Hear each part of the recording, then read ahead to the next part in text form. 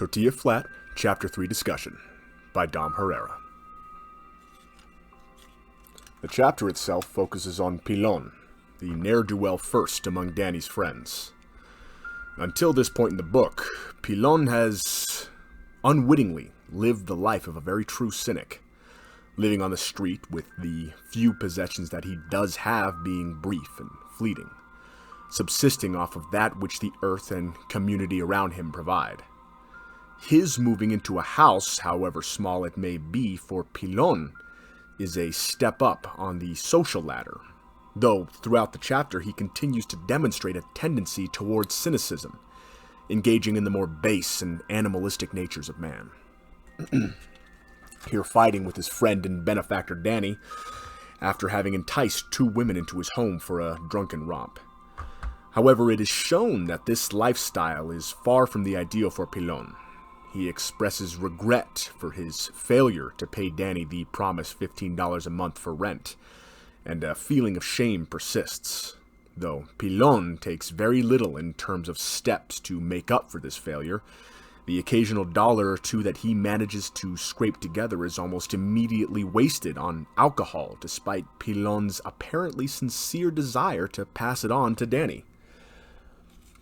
There is, however, a very brief moment of clarity at about the halfway point of the chapter, wherein the dull glow of twilight pierces deep into his soul, and for a moment, the true natural cynic that resides within Pilon is one with the land. And here we glance the true goal of cynicism. Cynicism, which is most well known for encouraging its practitioners to live without, to shun possessions of any kind, and to embrace a life as close to base nature as can be lived. In the teachings of cynicism, it is discussed that the earth provides that which is necessary for one to survive within reach of oneself, and that in our struggles to create the systems which guide us and bring stability to our world, we in fact hinder ourselves by hoarding the natural wealth of the earth in order to distribute it in a manner which the systems deem to be more befitting of their purposes, thus causing the strife and disharmony which characterizes man's existence. For in our clumsy attempts to harness the natural designs of God to better fit the apparent needs of man, we in fact cause them to become less effective than they are in their natural state.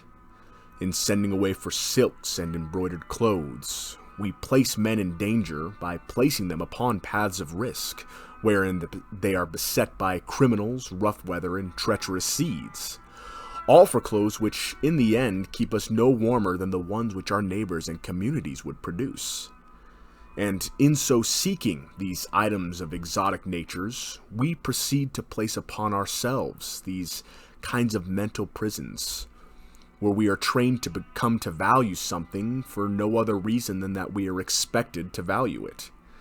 Pilon comes to value the house he moves into for no other reason than that he imagines it to elevate his status among a community which truly doesn't care, though his actions prove that in his own life, his own ideals and guiding morals, these are in no way improved by moving into his house any more than they would have been had he continued to sleep on the streets.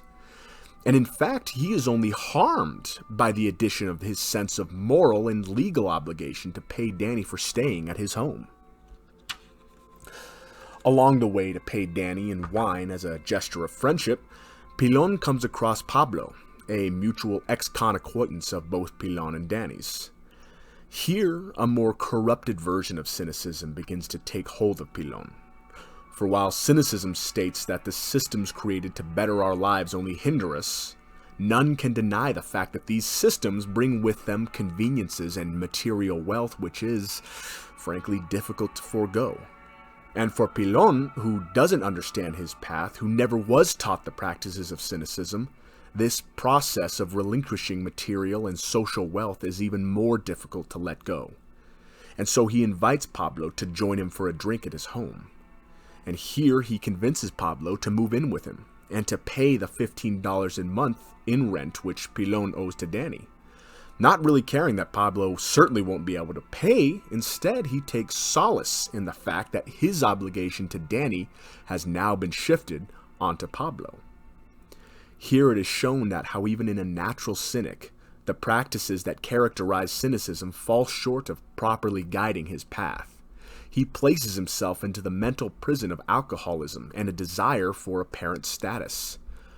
The traditional fears which beset most members of society, money, housing, food, and security, are only mimicked by Pilon, who in reality, in accordance with his actions, has no motivation to stay housed beyond a desire for apparent importance.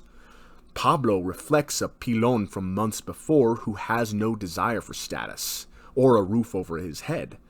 He was happy with the way things were. He was happy with his life. But now he's been set upon a path which he feels was, in a way, expected of him all his life. And in so doing, he goes against his own nature. A nature which, granted, most of us would agree is not the sort we would associate with, but it is a nature which is his own all the same. And now here we come to the questions which present themselves upon contemplations of the chapter and its reflections of cynicism. Do you feel that Pilon's life is improved by moving into the house? Why or why not? Do you personally think that Pilon has a chance of changing his nature? And what would you do if you were in Danny's shoes, if you'd gone 6 months letting a man live in your house without seeing a single dime in rent?